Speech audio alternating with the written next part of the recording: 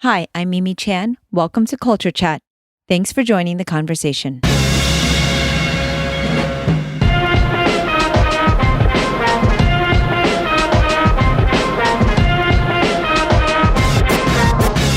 Hi, everyone. It's been another rough week for various reasons. We are still living in fear of COVID-19. Racial tensions continue to rise, and we are all feeling the stresses of life. In this episode, Greg and I discussed the recent wave of sexual misconduct accusations revealing a deeper-rooted problem in the comics industry. Victims have been sharing their Me Too experiences, outing everyone from big names like Warren Ellis to top executives at Dark Horse Comics. I believe survivors. As many of you know, I came forward and shared my story a couple of years ago. This is a subject I do not take lightly. I appreciate these candid discussions with Greg. We speak openly and organically. Remember, a podcast conversation is just that, a conversation. There may be criticisms and strong opinions from listeners, as we do not polish this or hold back. It's a natural conversation with raw emotion, especially on a subject such as this. Please listen with an open mind. We also chat about his new movie, out next Friday on Netflix, The Old Guard. You can also join us in reading Circe, which we'll be discussing in a couple weeks. Send us your thoughts and questions. For those that don't already know, Greg Rucka is a New York Times best-selling author of hundreds of comics and nearly 24 novels. I'm loving these conversations and hope you are too. If you are, please rate my podcast on your platform of choice. You can also share it with others. That would be awesome. And if you'd like to support with a donation, you can become a patron of my show by visiting my website or patreon.com. For comments or suggestions, email me at mimi@culturechatpodcast.com or reach out on social media at SeifuMimiChan. Now, on with the show. Hello, Greg Rucka. Yeah. How are you, Mimi? As I said off air, next question. Yeah. I have trivial whining I can do, so that way we don't get into the real of it. You know, I have like an eye infection. I had my car broke down this week. What other bullshit can I complain about? No, see, I mean, look, this is the thing about, living in the environment that all of us are living in, which is that these all the stresses are real. Yeah. And small though they may seem in the grand scheme of things, there's an aggregate, and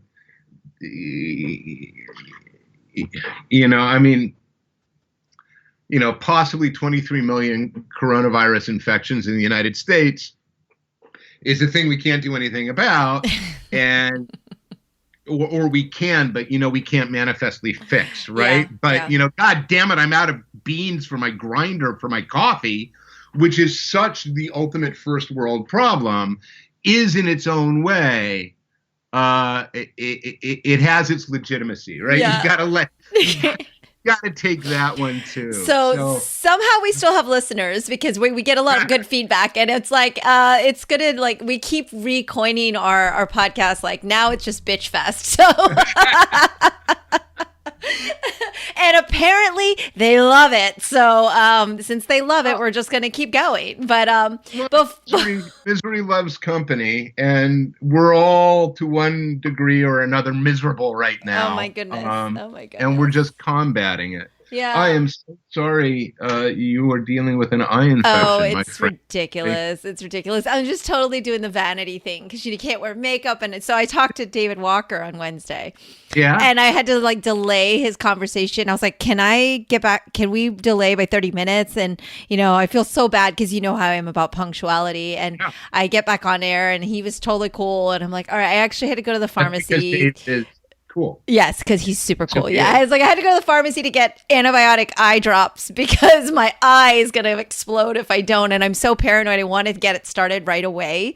Sure, and so it was just, I was like, or I could have just worn an eye patch through the video to the chat, and that would have been cool too. Yeah, he'd be like, you look different today. So let's take a moment to talk about the wonderful man named David Walker, because he is one of the smartest, most talented, genuine people you're going to find in comics, without a doubt. He is So that's a high point right there. Yeah. See, I don't have to bitch about that. I got other things to bitch about. I ain't going to bitch about that. No, yeah. We had, of course, as expected, a fabulous conversation. And it was really funny because he goes, wow, this is getting pretty heavy. I was like, yeah, that's Greg's fault because he gets me on these heavy conversations and now they're just carrying over. No, it's totally not you. I'm clearly the common denominator here. So, but I'm infecting everything.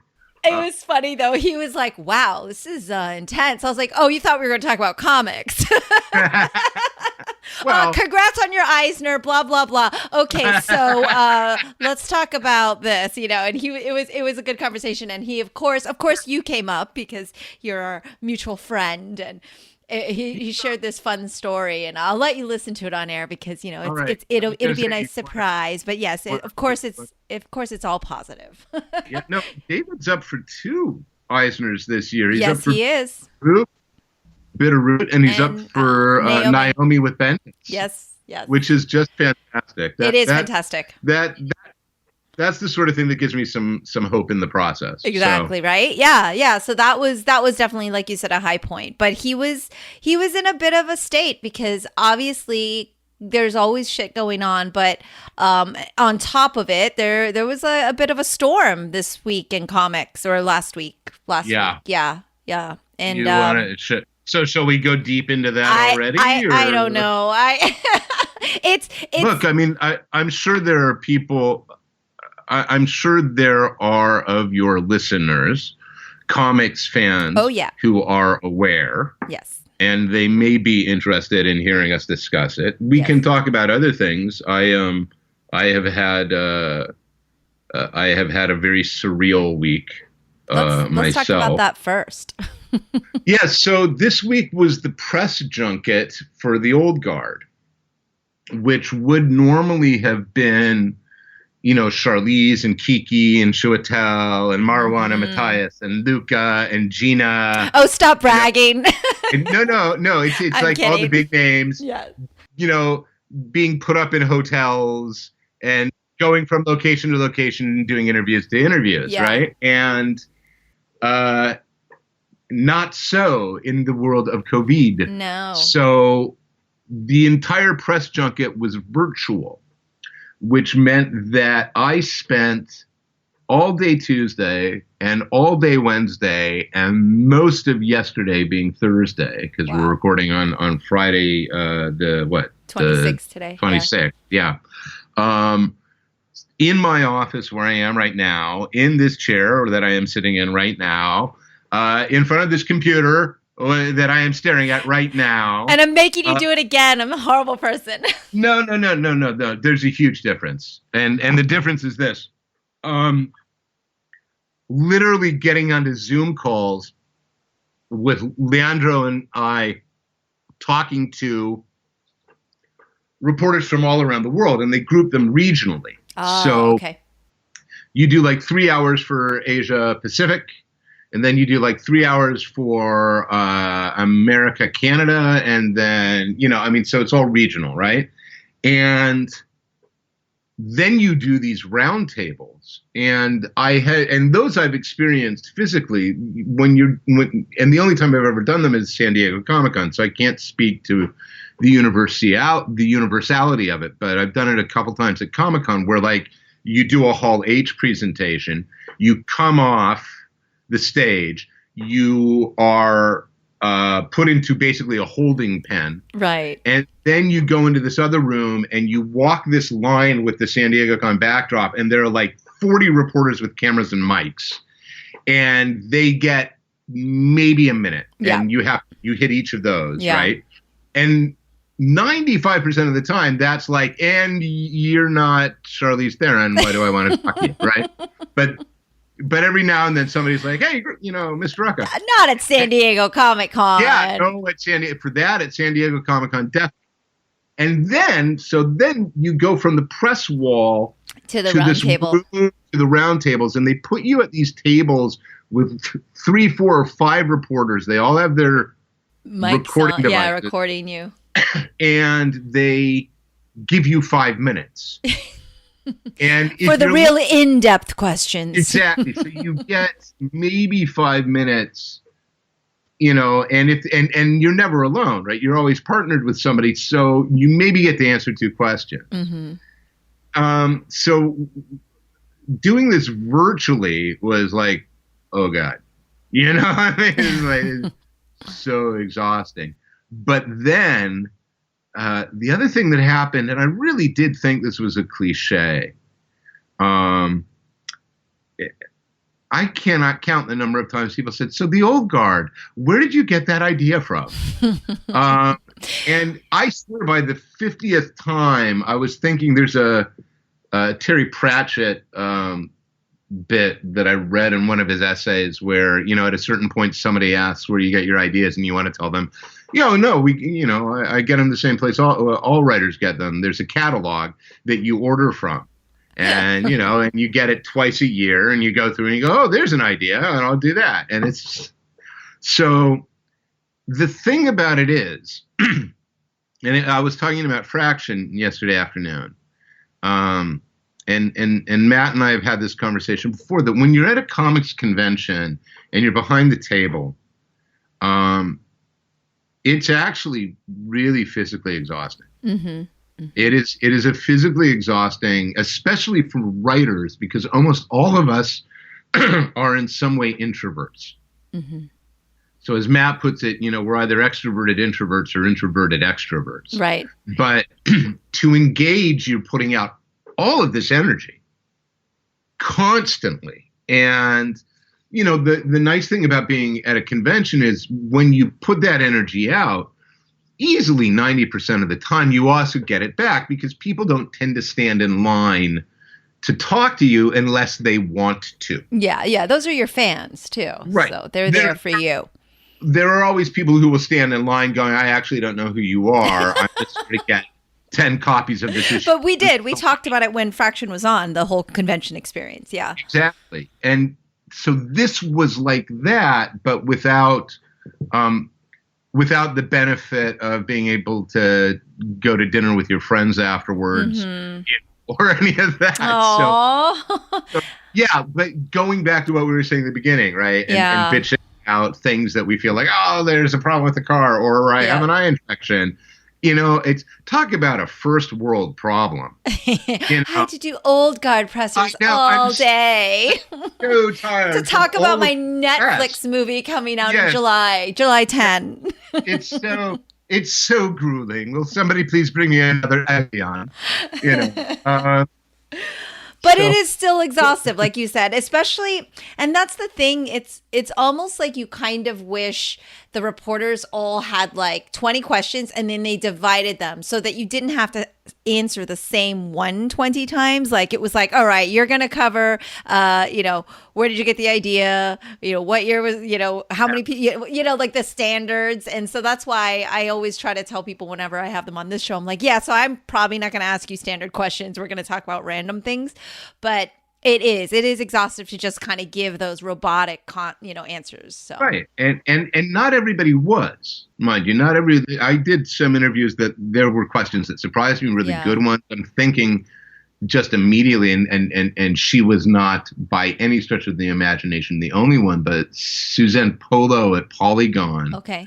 And I did a phoner yesterday, and, and I've done interviews with her before, and she is, she's like you. She in the sense that she's engaging in the conversation. So, like I say, big first world problem. Oh, woe is Greg. Had to promote his movie.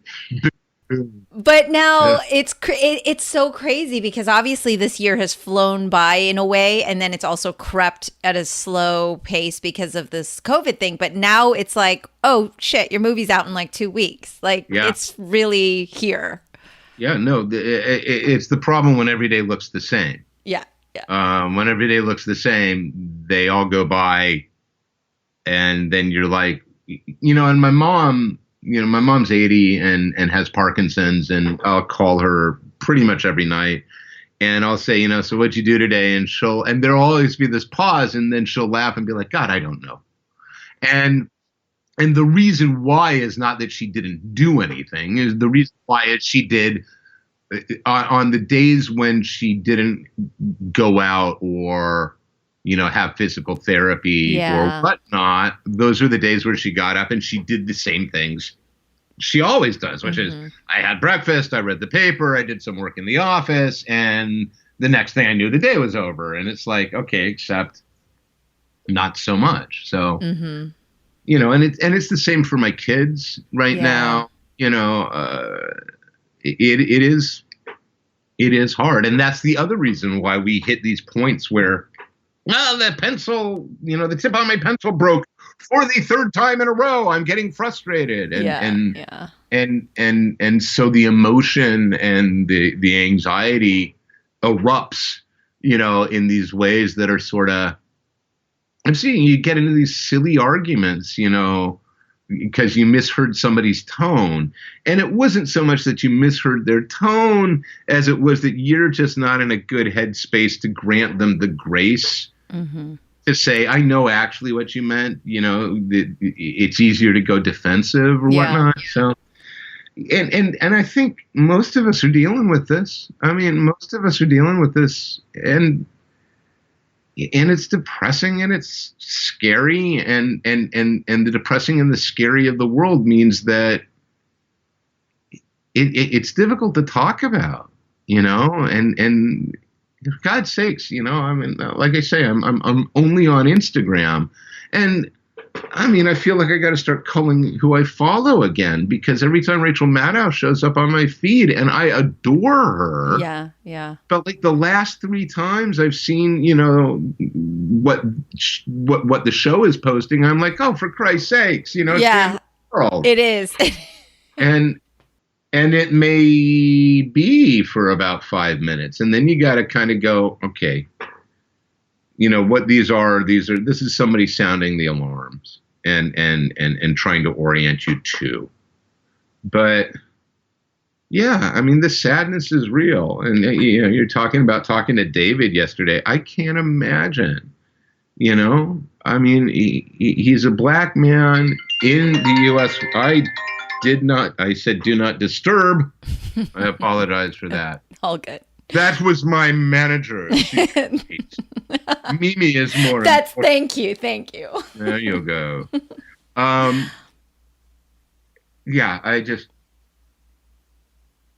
Look, so let's move on to something. Shall we talk about cheerful developments in the comics industry? Yeah.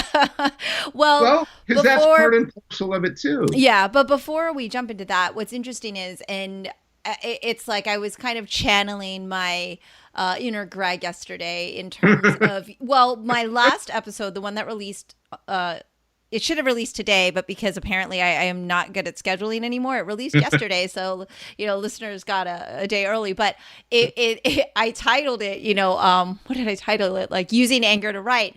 And so yesterday when I had a bit of my day, I had to go to the car to get it fixed. And they said, okay, we'll like 2 or 3 hours. So I was like, all right, Oscar, pick me up. We went there. And then it was like over 3.5 hours. So I said, let me call. How come I haven't gotten a call? No call back. The phone's busy. I go, well, you know what? You know how the mechanics are. They get caught up. Let me go down there. And before that, Oscar and I had to go to the tax office downtown, which that obviously sounded like a fun trip. Yeah, right? no, right there, that sounds great. And that's it. Yeah, but honestly, it wasn't that bad. There was no one there. I wonder why. So, yeah, because it's Florida, but no, because their website was not up to date, we had a wasted visit. Like, oh no, you need to do this first before you come here. I'm like, why doesn't it say that on the website? So I'm like building, like my anger is building because this is me. Like already a normal Mimi would have already flipped out. And so we go to get my car. And she's like, oh, it's so humid here. So it's going to be another 45 minutes. The seal has to dry, but it's so hot. I'm like, okay. So Oscar and I we go next door. He gets the car washed. He vacuums. We get back, nothing. And literally it was like 3 more hours, but Oscar had to leave me there because he had to go to class. So I'm sitting in the sun and I'm just like literally baking and then boiling. But I took a moment and I was like, you know what? I'm just going to take this as a moment of patience. Like I'm going to have some empathy because I'm looking at the staff working and they're in the heat as well because they're not in an air conditioned garage and they're all wearing masks. Mm-hmm. but I could tell they were smiling. And I was like, these guys are all just like working in harmony over time because it's the shop should have closed. And I was like, if they can be in a good freaking mood, then I can like take a moment and just be calm and just go, you know what? I'm going to listen to my audiobook. I'm going to make a couple calls. I'm going to make the best of this moment. And then I went home. I'm like blogging about it and telling like myself mostly. I don't know if I'm going to publish it. And yeah, so I used my anger to write. And I was like, I'm channeling my inner Greg. But it was also the empathy, right? Like I was like, you know what? Let me just take a moment. Like all these things that happen to me, there are worse things going on in the world. But at the same time, I was like, let's see how I can turn this into like a lesson or a thing or something to share. And then my aunt, lovely as she is, made us dinner. So I didn't have to cook. So I was like, see, it all ended up okay. You know, so sometimes it ends up okay. And I'm not really a glass full kind of person. So believe me, my listeners know I'm not like this, oh, everything's positive. But sometimes you have to do it or you go crazy. Right. And so, you know, back to our conversation, you know, David, of course, yeah, lots of shit going on for him emotionally, personally, but also I think, you know, we might as well just jump right in. Obviously, the Warren Ellis bomb dropped and then here it comes. It's just like all these other names that I personally don't know. And David shared with me, he was like, well, no, I actually know a lot of people personally and I'm struggling. I'm having a moment. Yeah.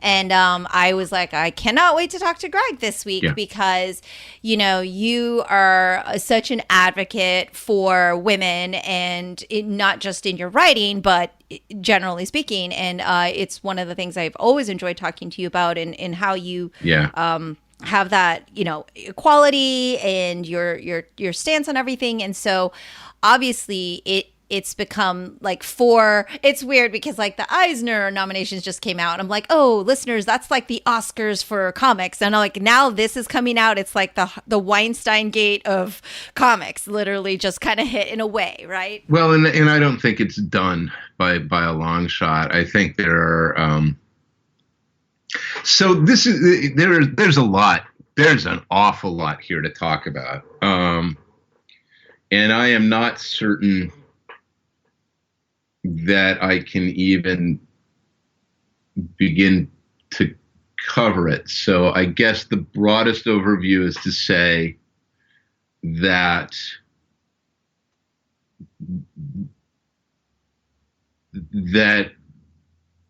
long overdue behavior is being called out and long overdue abuses by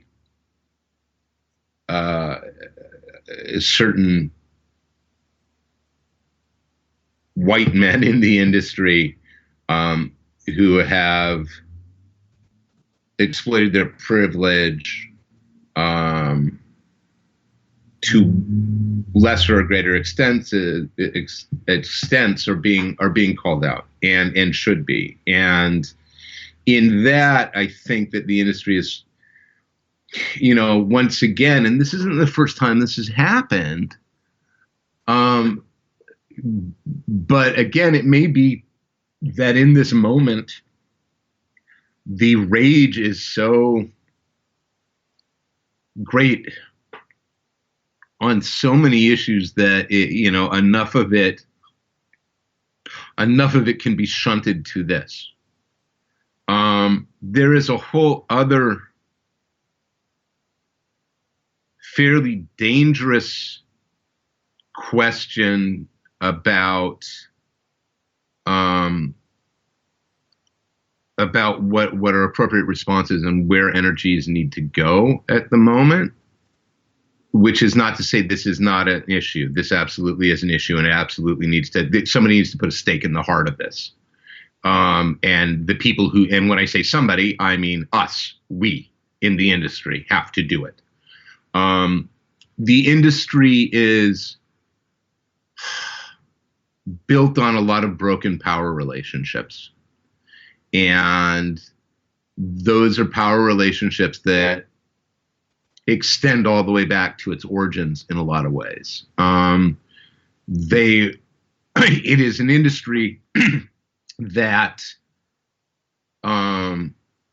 draws to it, or at least used to, until I really feel about 10, 15 years ago, drew to it a certain subset of nerd culture. And of those guys, there were a lot of guys who, frankly, I think saw their success in comics as recompense for the slights they suffered in their adolescence. Mm-hmm. I wasn't cool. I didn't have these things. And I think for a lot of guys, they saw the power that they had suddenly. And I'm not sure they saw this consciously, but it goes back to issues of entitlement, right? Mm-hmm. And I think a core entitlement that we know is grossly problematic because it is as systemically sexist as racism is systemic, right? Mm-hmm. It is baked in. So, how we correct this. There are a number of steps. I want a world where this never happens. I don't know if that is attainable, but I know that we can fucking well do better than we have. And one of the ways we do that is by blowing up the nepotism of the industry. That the industry, that comics in large part is, meaning mainstream comics in particular, is a game of making connections in who you know and so on. It is not, and Kelly Sue DeConnick had an Instagram piece that I saw, and I was actually talking to Lark about this week as well. There is in publishing a book called The Literary Marketplace, the LMP. And the LMP was the book that you would go to, and it would list agencies, and it would list their submission guidelines, right? So you had written a novel, you wanted to get it published, you would go to the LMP, you would do the research, you would make a list of 5 or 10 literary agents. You would follow their protocols as they say, send a query letter or send query and synopsis or whatnot, send SASE. This day it might be send an email query or whatnot. But you would then do that. They would review, they would come back to you, and maybe eventually you'd get an agent who'd say, I really want to represent your book, Mimi. And then at that point, they are the bridge into publishing, right? You don't get the novel published because you chatted up the editor at a convention. You get the novel published because there is a procedure and a protocol and an established behavior for how you do it. Now, not everybody did it that way, but that's the primary entry into the industry. You could over the transom a manuscript, literally send it to a publisher and pray. But most places aren't going to read things unsolicited. So that there is in publishing a mechanism for it. In Hollywood, in certain aspects, there's also a mechanism now in place. To become a director, right, you have to fulfill certain requirements, say for television. Now, I can't think of any endeavor and where connections and knowing people and making the social connections don't matter. And I'm not sure I believe that they never should. I would much prefer to work with people I like, for instance, than with people I don't. But the standards for entry, in particular for comics, are effed up. And because they are so effed up, they get exploited. Mm-hmm. I am in. You want to be in. Guess what? That puts me in an incredible position of power with you. Right. And I could abuse that horribly. I can deal with you dishonestly. Now, certainly we are seeing that in some cases that has been done with malice. Um, in some cases, it may have been done through negligence, which doesn't mean it didn't happen, right? But it may not have been with malice aforethought. Um, and then that is separate to the fact that comics are a very, very small business that are that is not magnetized, magnified enormously. The scrutiny on comics is disproportionate to the number of people who read comics, right? Okay. So I think, and again, this is none of this is to say any of this is illegitimate, because that is absolutely not what I'm saying.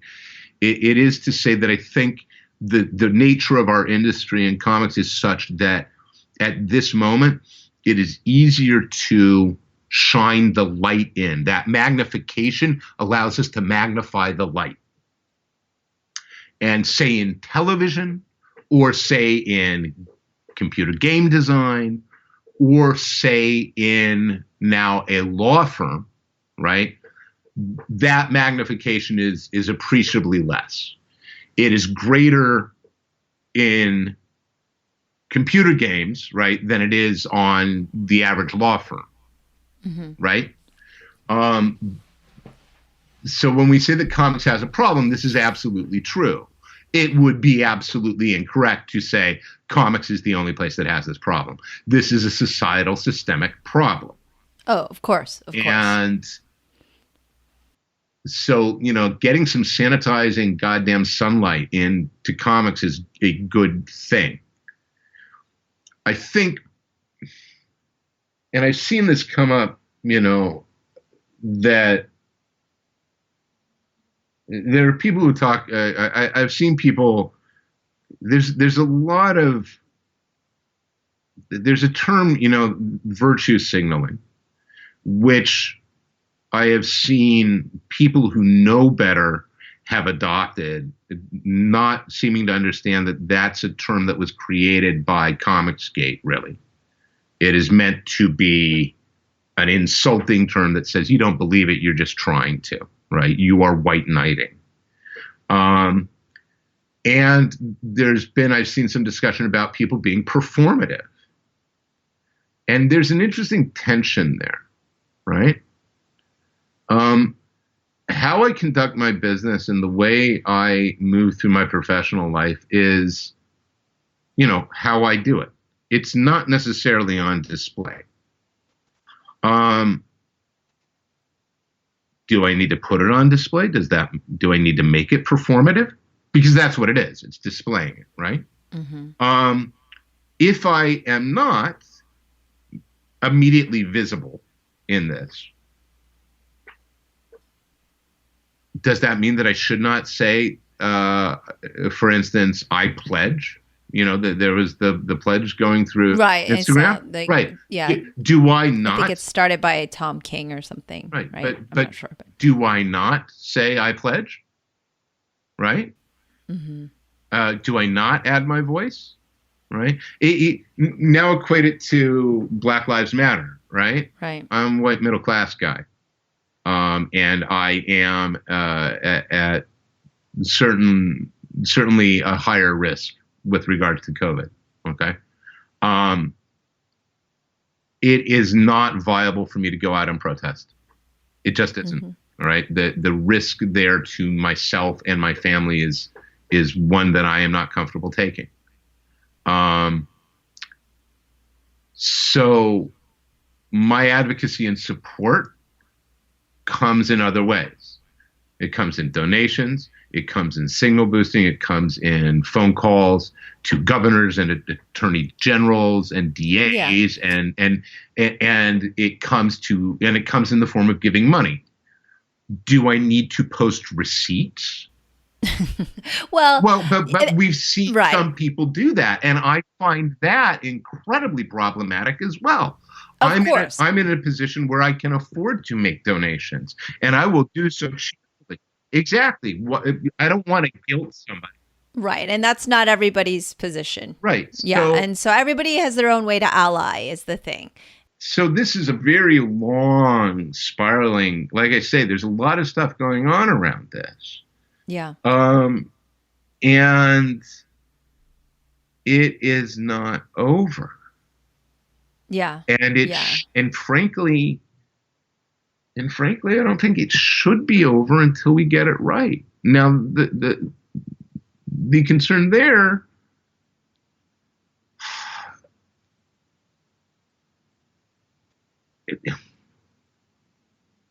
I'm not even sure.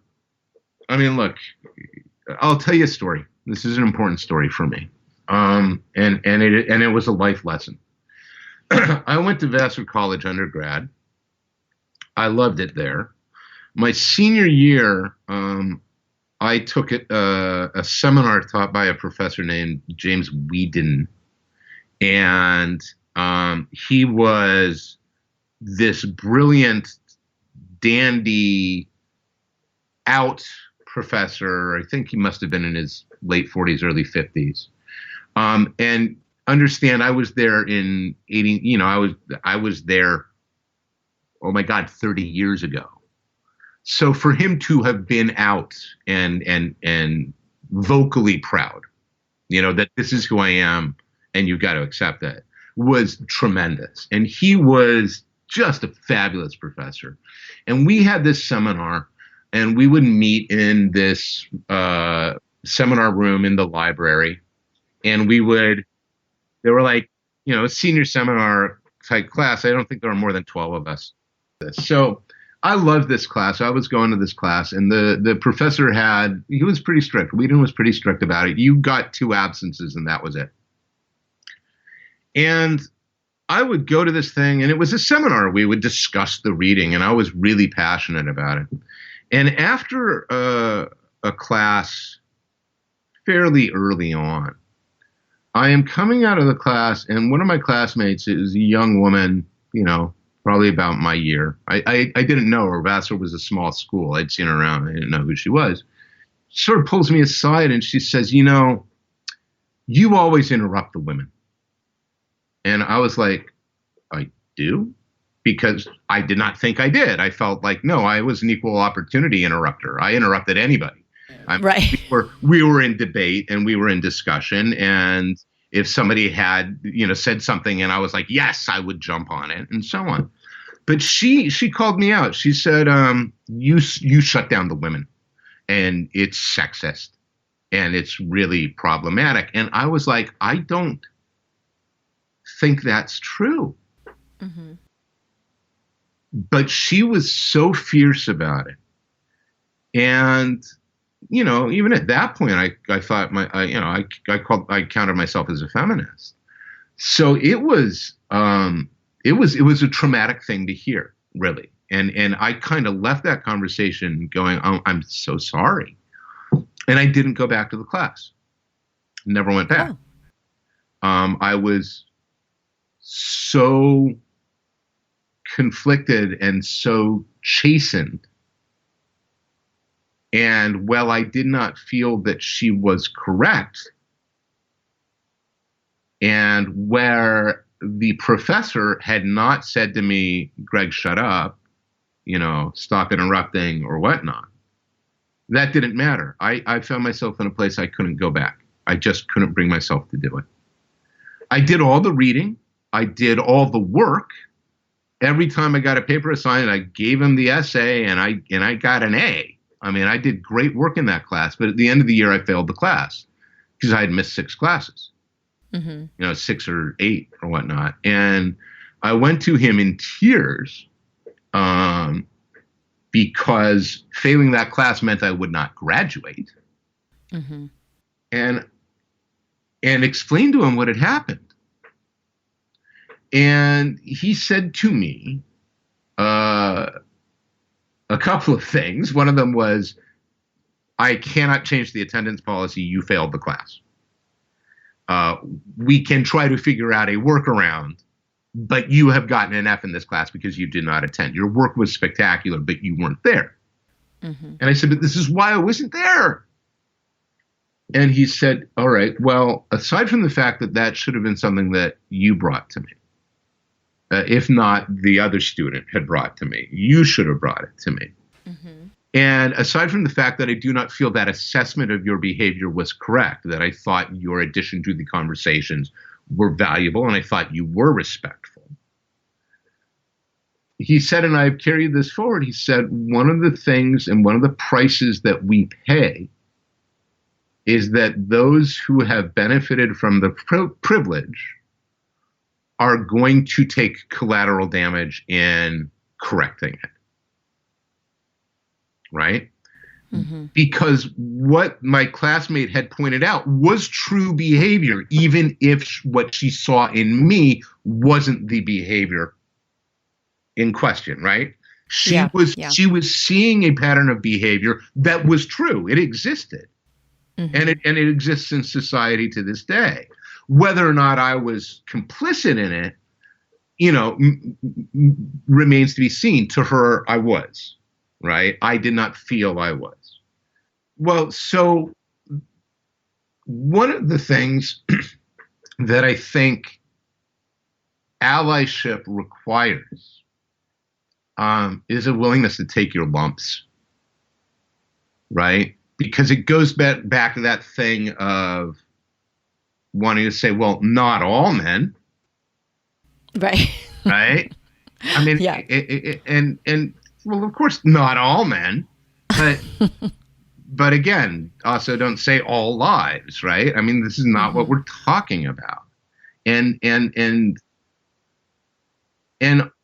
I think it's I don't think it's an unreasonable ask, for those of us who have benefited from the really broken systems for so long and who genuinely want to see them dismantled and to make things better, then regardless of our individual complicity and regardless of, the results of an honest self-examination where we may honestly be able to go, I think I'm okay. I think I've walked my talk. Mm-hmm. We cannot discount the right of,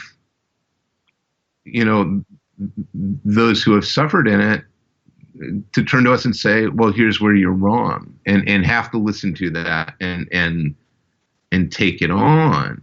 You know what I mean? Yeah. And I mean, I've said it, we've talked about it in the past with several examples. It's like watching the bullies bully other people, but well, I'm not the one doing it, or, but are you preventing? Are you an advocate? Are you defending and helping others? Not that women need defending, but in the sense of like what is it, the end of Walking Dead, where you're like the women will take care of themselves, but at the same time, and boy, do they. Yeah. But at the same time, it's really interesting because every time there's a resurgence of Me Too, there's a particular thing that happens internally for me. Obviously, I've been very open about my childhood sexual abuse, but at the same time, this particular Warren Ellis article brought something that I had never even thought of, because I had never really thought of the word grooming. And, for our listeners, basically, it's like up to over 60 women or something insane. Like, this is where, it's not about Believe Survivors. I mean, this is like, there's an overwhelming number of people that have had these experiences. And I didn't really think about it in terms of, okay, you're a young girl who really, really wants to be in this industry or doing good work or just trying to get your foot in the door. And it's not that maybe necessarily this guy that is revered because he's already successful and maybe you're a big fan of his work or whatever, and he offers to kind of help you out, or I will be your mentor. And it was so strange because I've never thought about this in that same correlation. But when I was in college, I was in marketing, and I had a professor that I thought he was like the best professor in that business department. And I ended up being what happened was I actually left for 3 weeks to go film a pilot. And I was like, hey, can I be gone for 3 weeks to go film a TV pilot? And he was like, that's the coolest thing ever. Sure. I went and talked to all my professors. But ever since then, he wanted to know more. And so, I would go and get my work. And then even after I finished that class, his colleague was my professor the next semester. And so I would kind of be around the office, and I was in marketing. So I was like, oh, this could be like a mentor. I was thinking of doing an independent study with him. And, I'm 20 years old, like however old you are in college. And then, fast forward another semester later, he basically is like, hey, can I talk to you? And I'm like, sure.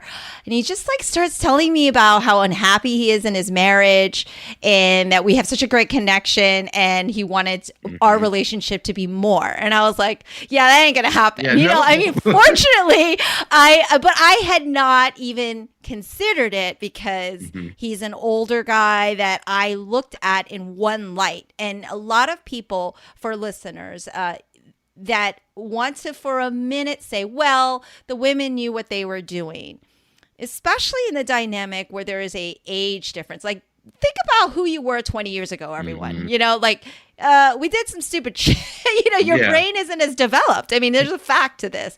And so there is a predatory, even if people go, oh, well, they weren't raped. I'm like, okay, take that off the table, right? But there is someone in power that has a lot more life experience that is manipulating you, and you don't even know it. It's equally as damaging, because there's a difference between, and this is what people don't seem to understand, a physical abuse and an emotional abuse, and they're both equally as damaging. And it just depends who you are, right? So I don't think about that one when I was in college. I don't dwell on that and really think, oh, I was a survivor of something. And then I read this article and I was like, that's what that guy was doing. He was grooming me, right? He brought me in and, okay, I'm your professor and look up to me. And, he was cool all the time. And it just never dawned on me in that word of that sense. And there was just this connection. And I'm thinking, I'm a pretty strong person. As an adult, there was no way I'd be taken advantage of. As a child, it was another story. But I'm thinking, how many women are like, well, we get along, maybe this will help. It's not. And there's this culture to blame the woman. And I'm reading on the Twitters, and this is, like you said, this is where you don't want to go, but it makes you literally go down this dark, angry place because you see people's comments where they're immediately defending the victimizer and going, well, they're going to come for you next. You better be careful what you say, quote unquote, they're going to turn it around. I'm like, this is the problem. There's zero empathy from so many people about what is happening because they don't see it's real. Just like people don't believe racism is real, right? They don't actually understand or take a moment to think about that dynamic. And it was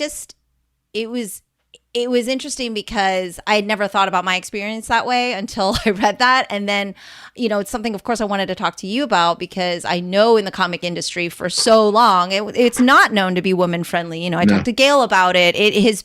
I talked to Scott Shaw about Comic-Con. He was at one of the first ones. He's like, yeah, it was not really a place where women were known to be. And if it were, it was not a welcoming environment generally. And so it's it's obviously more of a hostile environment for them. Well, Jen came into the industry, 6 months after I did, right? I did Whiteout. She was doing Buffy for Dark Horse, right? And she has more than once pointed out that when she came into the industry, there was never a line for the ladies' room. Yeah. That's how radically the industry has changed in 20 years. Yeah. That's a generation. In a single generation, we have seen a remarkable growth of inclusivity and diversity in comicdom. Now, that is not at all to say that we have anything approaching a representative sample of the population. But it is to say that there has been this radical change. I get very nervous about because I don't want to throw stones. There are some people I have seen online presenting themselves as advocates, um, and I know for a fact it is performative. Mm-hmm. That is the nature of what they do.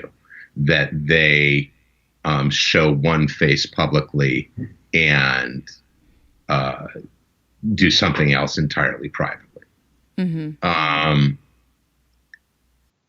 Now that is not the same as and noting that that isn't a that's not a complicity in the sense of I was at a party and I saw X doing this to Y and I Mm-hmm. did Mm-hmm. nothing. Right. Yeah. Yeah. Of course. That's absolute complicity or an enabling. Yeah. Or even talking to somebody and saying, oh, you're working with X. You should be aware of that. Right. Um, there's a, it's like any subculture. And there's a lot of stuff going on and bubbling in this stew. And I think a lot more ugly is going to come bubbling up. Yeah. Yeah. It's not unfortunately surprising though, right? You're like, oh, well, the day of reckoning is finally coming for some people because you do actually see results. Like you see Dark Horse was like, Scott, Allie, we're done. Like, that's it. Like there's been some definitive changes and that's a good thing, but I think there's still so much more to go. And one of our listeners was like, hey, it'd be great if you could get a roundtable of all the comics you've talked to on your show. I'm like, oh, I might as well host San Diego Comic-Con at that point. He was like, you should have Rucka and Fraction and Kelly Sue and Bendis all on your show together, and David. I'm like, oh, really? Should I? Well, I was like, well, that would be something. if we ever get back to a convention world, you should definitely put us all on a panel. Yeah. Scott is in particular really problematic for me. And I am honestly still trying to work through it because I know him. Yeah. I think that must be who David was referring to as well. And I also know that, that the allegations that came out a couple of years ago, he genuinely seemed to be in his life trying to do the right things and making right about, and taking care of himself. I mean, like getting the appropriate helps and attempts to make amends. And the thing about making amends is there's no obligation for the person you're trying to make the amends to accept it. There's no obligation there. No, not at all. And wanting to, and I think the big thing right now is going, okay, so you did all that, but it turns out there was this other stuff. And if there was this other stuff, man, and that's hard. Yeah. That's hard. And I saw Jamila Jamil posting on the Iowa Instagram about cancel culture versus I forget the other term. I'd heard cancel culture. I hadn't heard the other one. And and it was the difference basically between saying no, done, over, out, and saying learn, amend. How can you fix it? Yeah. Can you move forward in a more positive way? And we've got so many.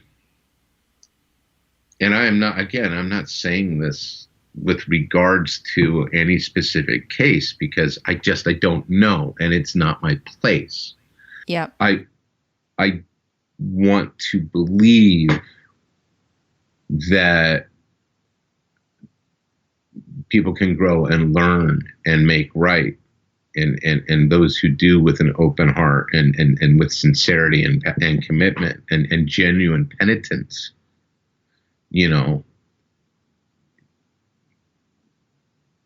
I want to believe in that. I want to believe in a rehabilitative system, not a punitive one. That absolutely punishment must be given for the crime, but that we don't. That in the cases where we're locking somebody up and throwing away the key, we do so knowing full well what that is we're doing. And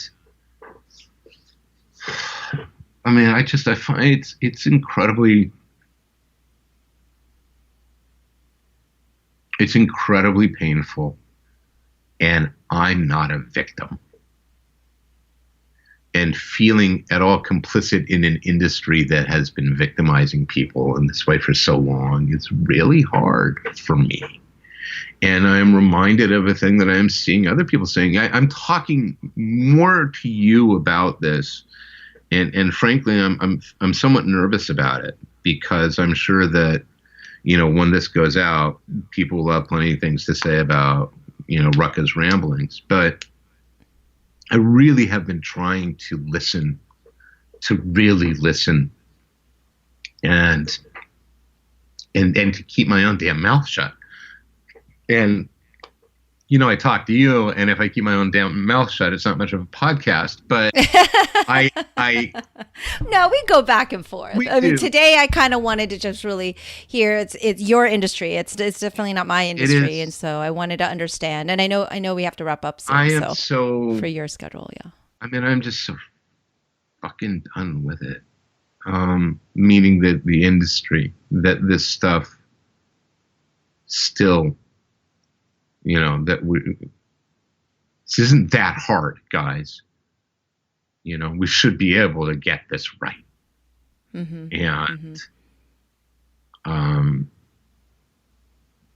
So I feel like this is what I've had to say. I need to go back to listening, because I'm part of the industry, and that makes me complicit passively, even if I was never complicit actively. And I genuinely don't know if I have been complicit actively. I've had to look at myself and my behavior and go, I'm sure I have offended. I am sure I have said the wrong thing. I don't know. And I hope I haven't hurt anybody, but that's not for me to say. I can't sit here and say, I am clean. I can't. Yeah. That's not my place. Yeah. Yeah. And we don't have the solutions, of course. And I'm sure that it'll come up again in future conversations, and perhaps we will invite someone else on to kind of, discuss it. And hopefully, like, all we do is keep moving forward. But I do think these conversations are actually really important, and that people do care what you have to say. And so thank you for sharing, as always.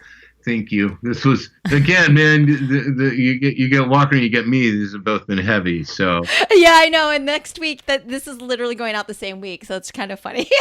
maybe you should put warnings on it. But I know. Yes. Yeah, maybe. But listeners, book club reminder, please join us in reading Circe. That is what Greg and I will be discussing in the upcoming weeks or so. I know you got a hard stop today, so thank you for the conversation. But we will obviously talk again soon. Thank you, Mimi. I really do appreciate it. Feel better. Thank you. That's all for today's episode. Thanks for listening to Culture Chat, and hope you enjoyed the conversation. Please subscribe and rate my podcast. Feel free to leave me suggestions or send an email to mimi@culturechatpodcast.com, or follow me on social media at Sifu Mimi Chan on Twitter, Instagram, or Facebook.